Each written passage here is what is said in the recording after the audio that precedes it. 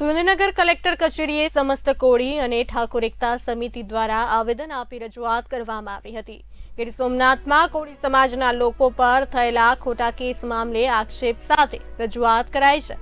અધિકારીઓ દ્વારા સમાજના લોકોને ટાર્ગેટ બનાવવામાં આવી રહ્યાનો આક્ષેપ કરાયો છે। કોળી સમાજના આગેવાન દિનેશ બાંભણિયા તથા અન્ય 40 જેટલા લોકો પર ખોટા કેસ પરત ખેંચવાની માંગ કરવામાં આવી છે। સ્થાનિક અધિકારીઓએ કોળી સમાજના લોકોને નોટિસ આપ્યા વગર ઘર વિહોણા કરી દેતા આક્રોશ જોવા મળ્યો છે।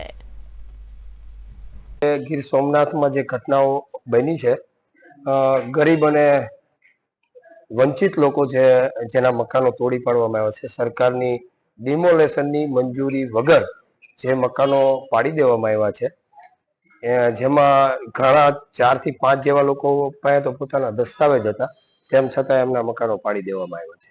કોઈ પણ જાતની નોટિસ બજાવવામાં નથી આવી અને બંધારણના કાયદાનું જાણે આ લોકો ઉલ્લંઘન કરીને જેને ગણતા જ ન હોય, બાબા સાહેબે જે બંધારણ આપ્યું છે એની કોઈ પણ નોંધ લીધા વગર ગરીબ લોકો ઉપર અત્યાચાર કરવામાં આવી રહ્યો છે।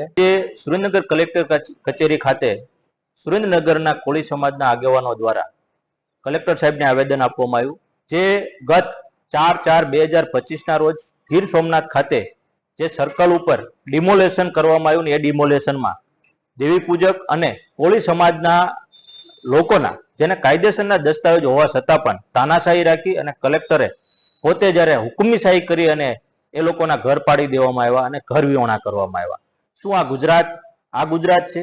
મારા કોળી સમાજ માટેનું આ ગુજરાત છે? જ્યારે આ પ્રશ્નને લઈ અમારા ત્યાંના કોળી સમાજના આગેવાન, યુવા આગેવાન એવા વિમલભાઈ ચુડાસમા અને દિનેશભાઈ બાંભણિયા જ્યારે રજૂઆત ટીમ સાથે ગયા, ત્યારે કલેક્ટરે એની ખાર રાખી અને વિમલભાઈ ચુડાસમા અને દિનેશભાઈ બાંભણિયા અને અન્ય 40 લોકો ઉપર ખોટી રીતે પથ્થરમારો કર્યો, એવા ખોટા ગુના કરી અને જેલ હવાલે કરવામાં આવ્યા।